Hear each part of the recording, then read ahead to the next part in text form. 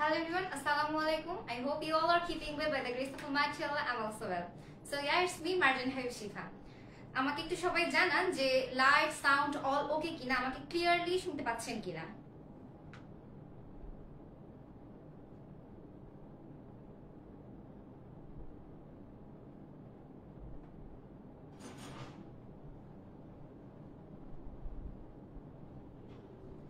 MT Bazrul Talukdar, ভাই কেমন আছেন? ভালো আছি ভাইয়া, আপনি কেমন আছেন? শুনতে পাচ্ছেন না? সবাই একটু জানান যে সাউন্ড ক্লিয়ার কিনা। সবাই একটু জানান আমাকে সাউন্ডটা ক্লিয়ার কিনা।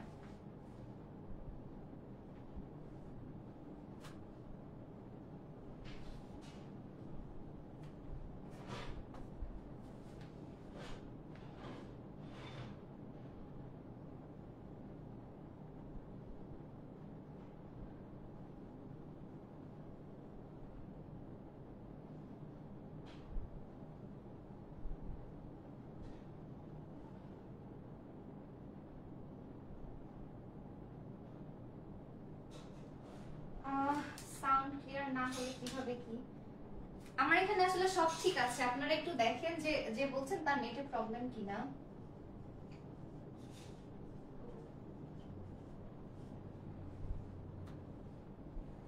Okay, today we will talk about future tense, okay?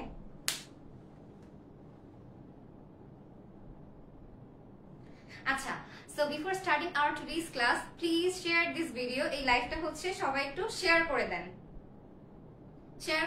ফ্রেন্ডদেরকে মেনশন করে দেন। আর এই যে এখনকার যে ক্লাসগুলো নেওয়া হচ্ছে এগুলো হচ্ছে এইচএসসি ব্যাচের জন্য স্পেশাল লাইভ ক্লাস।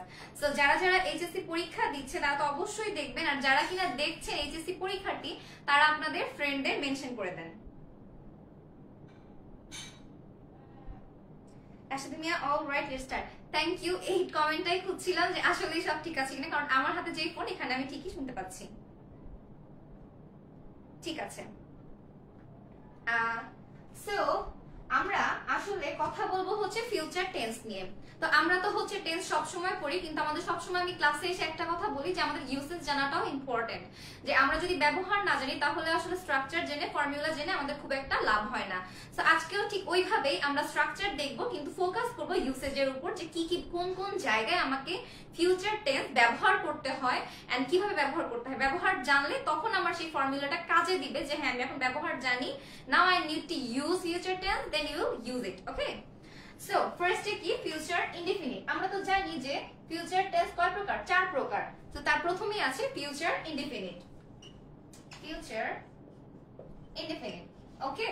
সো প্রথমে আপনারা বলেন তো ফিউচার ইনডিফিনিট আমরা কখন ব্যবহার করি? আমরা ঠিক তখনই ব্যবহার করি আমি যদি বলি আমি যাবো, আমি খাবো, আমি খেলবো। এখানে কোনো টাইম মেনশন করা হয় নাই, কিছু করা হয় না, র্যান্ডমলি আপনি শুধু বলছেন আমি যাব, আমি করব, আমি আমার প্রজেক্টটা করব, আমি তোমার সাথে দেখা করব। এই যে কথাগুলো কিন্তু খেয়াল রাখবো কোনো রকম কোনো সময় মেনশন করা হয়নি, তখন আমরা ফিউচার ইনডিফিনিট ব্যবহার করব। সোজা কথা সিম্পল ফিউচার, ঠিক আছে? সিম্পলি ফিউচারের কোনো একটা কথা বললে আমরা ফিউচার ইনডিফিনিট ব্যবহার করি। ধরেন আপনি হচ্ছে ফিউচার টেন্সের বাকি যে আরো 3টা আছে খুব একটা ভালো ব্যবহার আপনি জানেন না, আপনি কিন্তু আপনার কনভারসেশনটা বা আপনি যা বলতে চান ফিউচারের ভবিষ্যৎ সম্পর্কে মোটামুটি অনেক কিছু 60% কভার করতে পারবেন ফিউচার ইনডিফিনিট দিয়ে, ঠিক আছে? এখন এর ফর্মুলাটা দেখি। সাবজেক্ট প্লাস উইল প্লাস ভার্বের বেস ফর্ম প্লাস অবজেক্ট।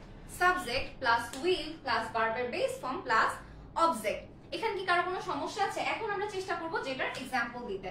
সবাইকে রিকোয়েস্ট করব যে সবাই অবশ্যই এটা পারি আমরা অনেকগুলো এক্সাম্পল লিখে ফেলি, যাদের এক্সাম্পল গুলো ঠিক হবে তাদেরগুলো আমি বোর্ডে লিখবো।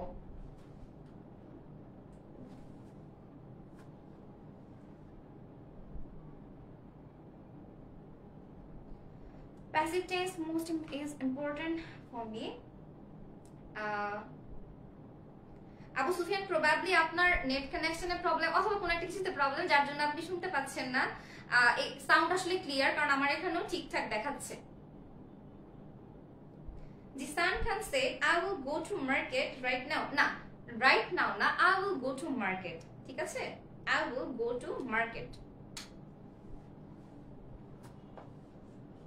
I will go to market. ঠিক আছে? Yes. So আমরা আরো বলতে পারি যে I will meet you, যে আমি তোমার সাথে দেখা করব। ঠিক আছে? সো এখন একটা কথা বলি, এইটুকু যে মোটামুটি সবাই জানি, এইটুকু জানি না এমন কেউ আসলে হয়তো বা এখানে নেই, কিন্তু যেটা আসলে জানি না আমরা সেটা নিয়ে কথা বলবো। আমরা মাঝে মধ্যে কিছু সেন্টেন্স দেখি না, এই যে এই কথাগুলোই আমি যদি বলি যে I will start a job, আমি একটি কাজ শুরু করতে যাচ্ছি।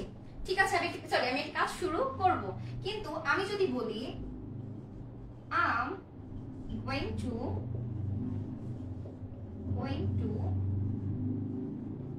start a job, আমি একটি কাজ শুরু করতে যাচ্ছি, এই সময় এই সেন্টেন্সটাকে আমরা কি বলবো? আমরা ইউজুয়ালি এই সেন্টেন্সটা দেখে অনেকে বলে ফেলি যেটা হয়তোবা প্রেজেন্ট কন্টিনিউয়াস, কিন্তু এটা আসলে প্রেজেন্ট কন্টিনিউয়াস না।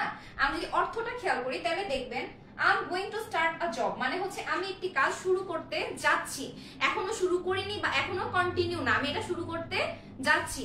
এই জিনিসটাও কিন্তু ফিউচার ইনডিফিনিটের মধ্যেই পড়ে। ঠিক আছে, তাহলে I will start a job যেমন এটা ফিউচার ইনডিফিনিট, ওইরকমই I'm going to start a job এইটাও আবার আমরা এটাকে আরো অনেক কিছু লিখতে পারি।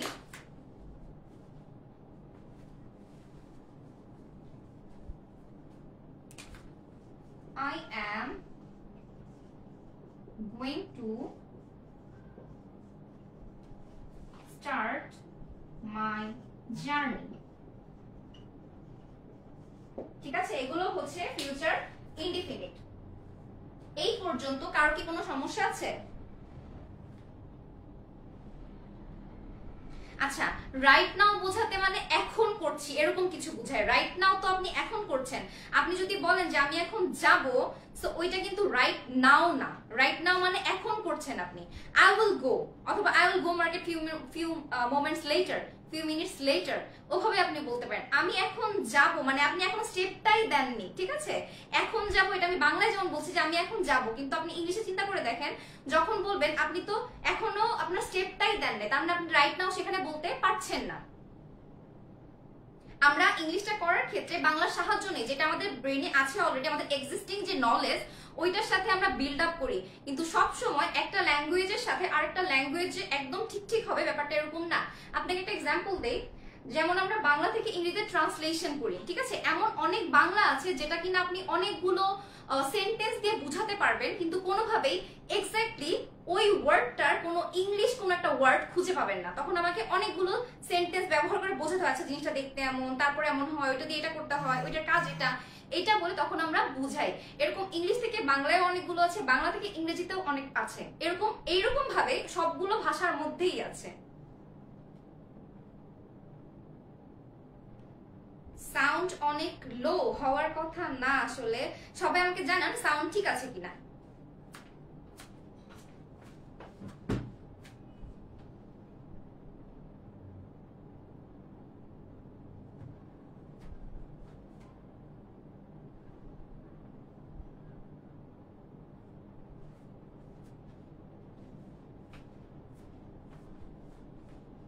এটা যদি হয়ে থাকে তাহলে হচ্ছে আমরা ফিউচার কন্টিনিউয়াসে মুভ করব।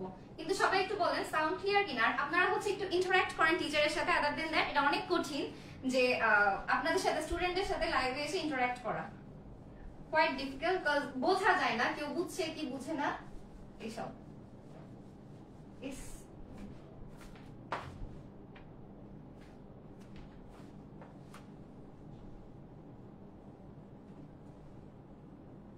এরপরে হচ্ছে ফিউচার কন্টিনিউয়াস। আপনারা সবাই ঝটপট করে ফিউচার কন্টিনিউয়াস এর যে স্ট্রাকচারটা এটা লিখে ফেলেন, তারপরে আমি ইউসেজটা বলবো। Everything is okay, thank you. Probably এই ক্লাসে এখন পর্যন্ত সবচেয়ে অ্যাক্টিভ স্টুডেন্ট হচ্ছে জিসান খান, এন্ড আর কেউ কি আছে না? এত অ্যাক্টিভ আর কাউকে দেখিনি। সো ওকে, এখন আপনারা লিখে ফেলেন ফিউচার কন্টিনিউয়াস টেন্স এর যে স্ট্রাকচারটা। ফিউচার কন্টিনিউয়াস টেন্স এর স্ট্রাকচার কি? সাবজেক্ট প্লাস তারপর কি হবে? So future continuous subject. আচ্ছা, আমাকে তো কেউ জিজ্ঞাসা করেন নাই শ্যাল কেন লিখিনি। এখন আমরা কেউ আসলে শ্যাল ব্যবহার করি না, সো মডার্ন ইংলিশ সবসময় উইল সাজেস্ট করে। উইল বি প্লাস ভার্বের সাথে আইএনজি প্লাস অবজেক্ট। তাহলে আপনারা কিছু এক্সাম্পলও দেন, এটা থেকে দেখেই বোঝা যাচ্ছে। তাহলে কি হতে পারে যে আমি যদি বলি যে আমি রান্না করতে থাকবো, I will be cooking। আমি পড়াতেই থাকবো, I will be teaching। আবার আমি খেলতেই থাকবো, কি হবে? I will be playing, right?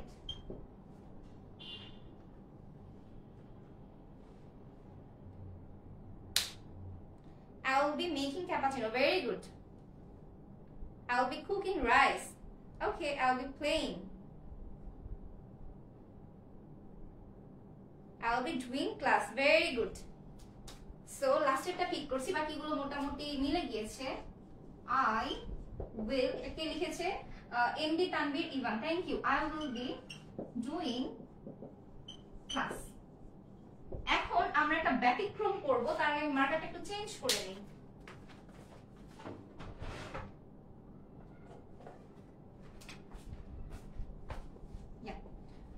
So এখন আমরা যেটা করব, আপনারা বলেন, আমি যদি বলি যে আমি একজন টিচার হব, হ্যাঁ, অন্য কিছু না, আমি টিচার হব অথবা আমি একজন ডক্টর হব, তখন আমরা কিভাবে বলবো যে I will be a doctor, তাই না? সো এইখানে will be হওয়ার পরও ভার্ব কোথায় আর আইএনজি কোথায়? এখানে ঘটনাটা কি ঘটলো এটা আপনারা আমাকে বলেন।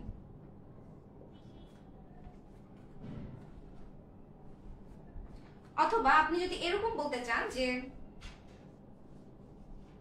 I will be a teacher, এখানেও কি ঘটলো?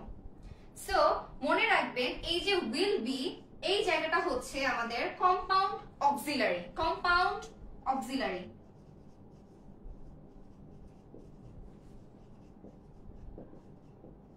ঠিক আছে? সো কম্পাউন্ড অক্সিলারি বলা হয় তার জন্য। এরপরে হচ্ছে আমরা এই সেন্টেন্স গুলোকে কোনোভাবেই বলবো না যে এরা হচ্ছে ফিউচার কন্টিনিউয়াস, এরা কিন্তু ফিউচার ইনডিফিনিট। ঠিক আছে? এরা হচ্ছে কি ফিউচার ইনডিফিনিট। যখন উইল বি হয় তখন এটা হয়ে যায় ফিউচার ইনডিফিনিট। আর এখানে এইটা হচ্ছে কম্পাউন্ড অক্সিলারির মধ্যে, এটা হচ্ছে আমার অক্সিলারি ভার্ব, আর বিটা কাজ করে অ্যাজ আ মেইন ভার্ব, আর এইটা হচ্ছে পুরাটা মিলে একটা লিঙ্কিং ভার্ব হয়ে যায়। যেমন আমরা এখানে লিঙ্কিং ভার্ব কেমনে বুঝবো?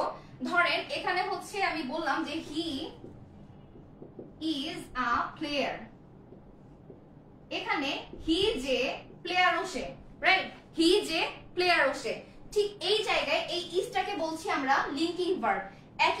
একইভাবে এখানে কি হচ্ছে? I will be a doctor, যে ডক্টর সেই হচ্ছে I, right? I will be a teacher, যে আই সেই হচ্ছে টিচার, যার জন্য এদেরকে একসাথে বলা হয় লিঙ্কিং ভার্ব, আর ওই দিক থেকে আলাদা করলে এরা আসলে হচ্ছে কম্পাউন্ড অক্সিলারি। এইটা বুঝতে কার কোথায় সমস্যা হচ্ছে? I will be learning English, very good। কে লিখেছে? এমডি স্বাধীন।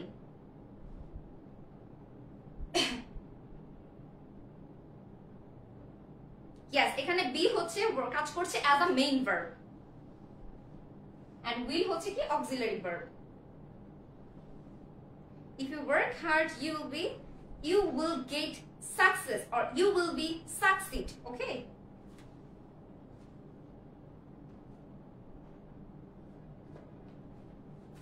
আশা করি আপনাদের এতটুকুতে হচ্ছে কোনো সমস্যা নেই। এরপরে হচ্ছে আমরা মুভ করছি ফিউচার পারফেক্টে।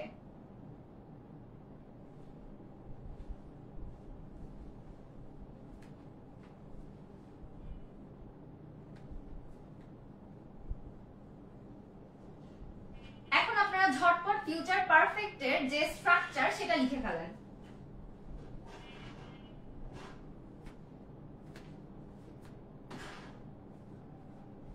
ফিউচার পারফেক্টের structure.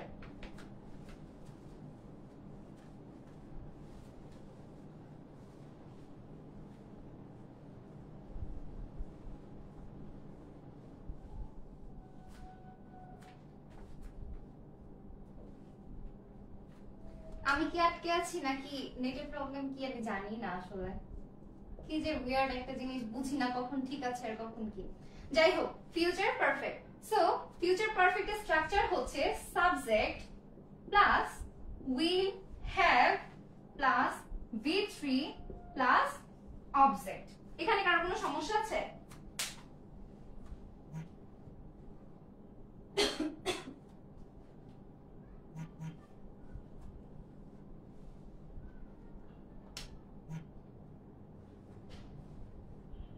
I will be successful. Very good. I will have gone to Dhaka. So আপনারা আগে एग्जांपल দিয়ে দিচ্ছেন, আমার এখানে কমেন্ট আসতে অনেক দেরি হয়, তার জন্য আমি বুঝি না আপনারা কখন কমেন্ট করছেন আর করছেন না। যাই হোক, so subject plus will have plus V3 plus object. Okay, এখন আমরা আগে জানবো যে ফিউচার পারফেক্টটা আমরা কখন ব্যবহার করি। ফিউচার পারফেক্ট আমরা ঠিক তখনই ব্যবহার করি যখন কিনা ভবিষ্যতে দুইটা কাজ সংঘটিত হবে, দুইটা কাজ ঘটবে, একটার আগে আরেকটা হবে। ঠিক আছে, দুইটাই হবে ভবিষ্যতে, কিন্তু একটার আগে আরেকটা। এই সময় হচ্ছে আমরা ফিউচার পারফেক্ট ব্যবহার করব। আর ফিউচার পারফেক্ট যখন বললাম না যে দুইটা কাজ হবে, একটার আগে আরেকটা, তাহলে একটা যদি ফিউচার পারফেক্ট হয়, আরেকটা কি? আরেকটা হচ্ছে হয় ফিউচার ইনডিফিনিট লিখবেন, না হলে আপনি প্রেজেন্ট ইনডিফিনিটও লিখতে পারবেন। সো এখন যদি আমি একটা एग्जांपल দেই আপনাদের, আপনারা লিখতে পারেন যে রিনা বাড়ি পৌঁছাবার পূর্বে আমি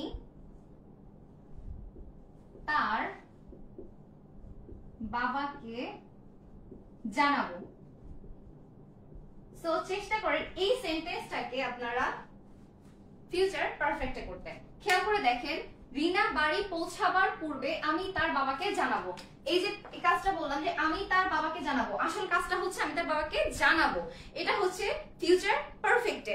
আর এই পাশে যে সেন্টেন্সটা রিনা বাড়ি পৌঁছানোর পূর্বে, এইটা হবে ফিউচার ইনডিফিনিটে। আমরা সহজ উপায়ে আরো মনে রাখতে পারি যে পূর্বে, পূর্বে মানে কি? বিফোর। তো বিফোর মানে যেহেতু পূর্বে মানে আগে, তো প্রথম সেন্টেন্সটা হবে ফিউচার পারফেক্টে। ঠিক আছে, এখন ধরেন এটা হয়ে গেল পরে, যদি এটা পরে থাকতো তাহলে পরের সেন্টেন্সটা হতো ফিউচার পারফেক্টে। এটা হচ্ছে সহজ নিয়ম।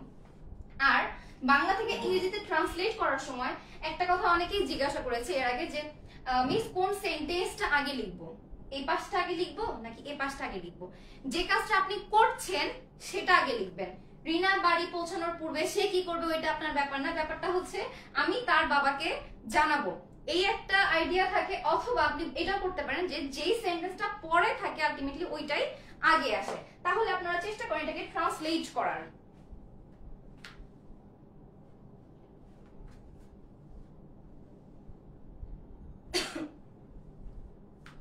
হ্যাঁ, আপনারা অন্যান্য एग्जांपल দিয়েছেন, এইটা ট্রান্সলেট করার চেষ্টা করেন। সো কি হবে? I will have informed her father before Rina, আমি কোন বোর্ডে আছে, হ্যাঁ, Rina will reach at home, মানে রিনা হচ্ছে বাড়ি আসার আগে আমি তার বাবাকে জানাবো। তারপরে এই সেন্টেন্সটা যদি একটু চেঞ্জ করে দেই তাহলে দেখেন তো কি হয়। যদি আমি এরকম করে বলি রিনা বাড়ি পৌঁছানোর পর আমি তার বাবাকে জানাবো। এখন দেখেন সেন্টেন্সটা কিরকম হয়ে যায়। রিনা বাড়ি পৌঁছানোর পর আমি তার বাবাকে জানাবো। দেখেন তো এই সেন্টেন্সটা কিভাবে হবে, আমি তার বাবাকে জানাবো, এটা হচ্ছে কখন, পরে। তাইলে চেষ্টা করে দেখেন এই সেন্টেন্সটা কিভাবে করা যায়। এর আগে কেউ কমেন্ট করেছিলেন কি?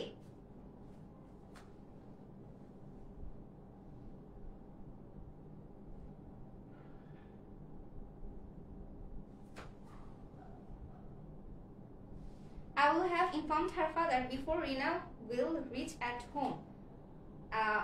আপনার নামটা কি এক্স্যাক্টলি? আনসার আশিক। আচ্ছা ঠিক আছে, ওকে, ওয়েল ডান, হয়েছে।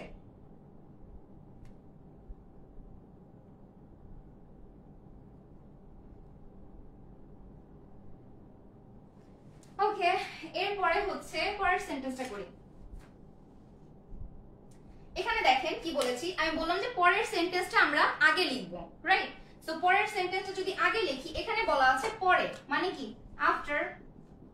সো আফটার যদি পরে হয়, আমাদের পাস্ট পারফেক্টটাও হয়ে যাবে এই পাশে, আর এই পাশে আসবে হচ্ছে, সরি পাস্ট বলছি কেন, ফিউচার, ফিউচার পারফেক্টটাও হয়ে যাবে পরে, এই পাশে ফিউচার পারফেক্ট, আর এই পাশে আসবে কি ফিউচার ইনডিফিনিট। সো এখানে এরকম করে বলতে হবে, I will inform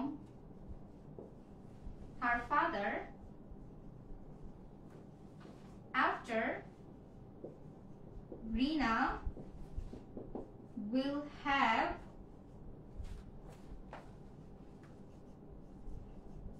reached at home.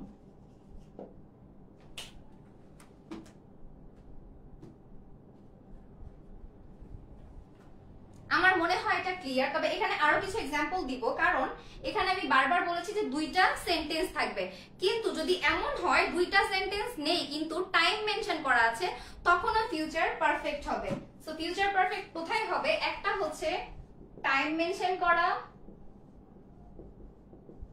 আরেকটা হচ্ছে দুইটা সেন্টেন্স, ঠিক আছে?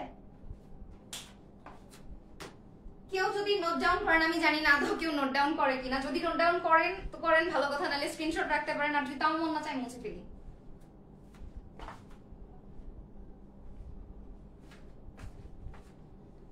এখন আপনাদের দেখাবো যে টাইম মেনশন করলে কিরকম হয়।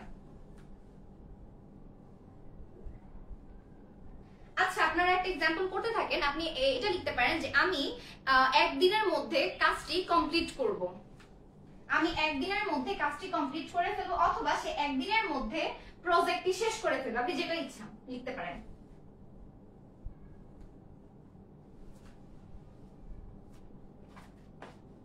আমি একদিনের মধ্যে কাজটি করে ফেলবো, অথবা সে একদিনের মধ্যে কাজটি শেষ করবে।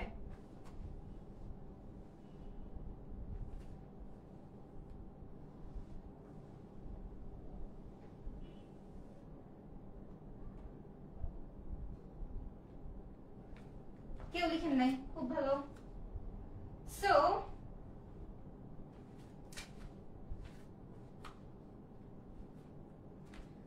যদি বলি যে আমি, এত লিখতে ভালো লাগে না, আচ্ছা আমি ইংলিশটাই লিখছি, যে আমি একদিনের মধ্যে কাজটি শেষ করে ফেলবো, তাহলে আমরা কি বলতে পারি, I will have finished my work, আমার কাজ, অথবা আপনি বলতে পারেন নির্দিষ্ট করে এই কাজটা যেটা বললাম যে একদিনের মধ্যে কাজটা শেষ করে ফেলবো, the work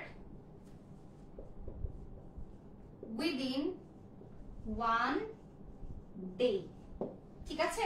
এই যে সময় মেনশন করা, তখনও হচ্ছে ফিউচার পারফেক্ট হবে।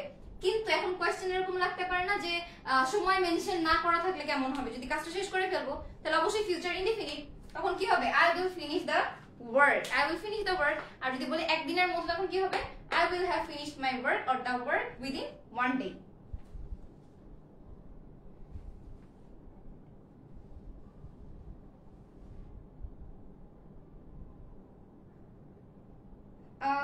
রাশেদ মিয়া বলেছে যে I will have finished the work since one day। যখন বলছি যে কোনো কিছুর মধ্যে, একটা নির্দিষ্ট সময়ের মধ্যে, তখন উইদিন লিখতে হবে, ঠিক আছে? উইদিন এর বাংলাটাই হচ্ছে এরকম যে একটা নির্দিষ্ট সময়ের মধ্যে কাজ শেষ করা হলে তখন আমরা বলছি যে within 1 hour, within 1 day, within a year, within a month, okay? তারপরে হচ্ছে future perfect continuous. It's quite tough to write this word, so আমি এখান থেকে লিখছি future perfect continuous. Let me know যে আপনি কোনো কিছু যদি না বুঝেন, ইউজুয়ালি আমি যতটুকু জানি আমি অনেক ফাস্ট কথা বলি, সো কারো যদি মনে হয় যে কথা বুঝতে পারছি না আমাকে জিজ্ঞাসা করতে পারেন, আমি আবার বলবো। আচ্ছা, ফিউচার পারফেক্ট কন্টিনিউয়াস সাবজেক্ট, আর আমি সরি কমেন্ট খুবই কম দেখছি কারণ আমার এখানে অনেক পরে আসে, আমি কিছুই বুঝি না কে কখন কি বলছেন। So subject I will have, sorry আবার বাইক করতে হবে,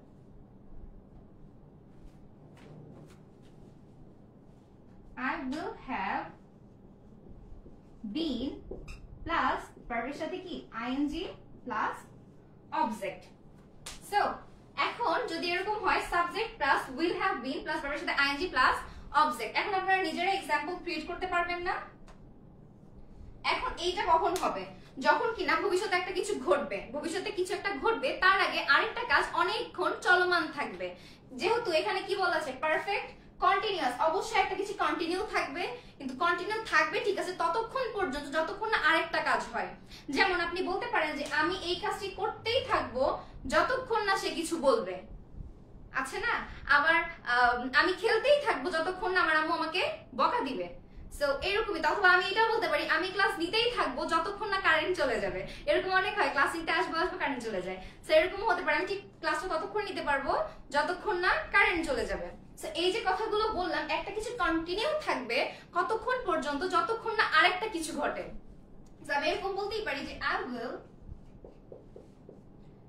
I will have been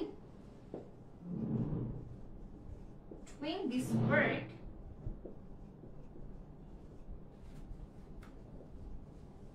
until he will say something. যতক্ষণ না সে কিছু বলবে। এখন কথা হচ্ছে ওইটাও কেন ফিউচারে লিখলাম, কারণ হচ্ছে সে কিছু বলবে সেটাও তো ফিউচারেই হবে, তাই না? আর আরেকটা জিনিস কন্টিনিউ থাকবে আরেকটার নির্দিষ্ট সময় পর্যন্ত, আরেকটা হবে তার আশায়, তো তখন হচ্ছে ফিউচার পারফেক্ট কন্টিনিউয়াস।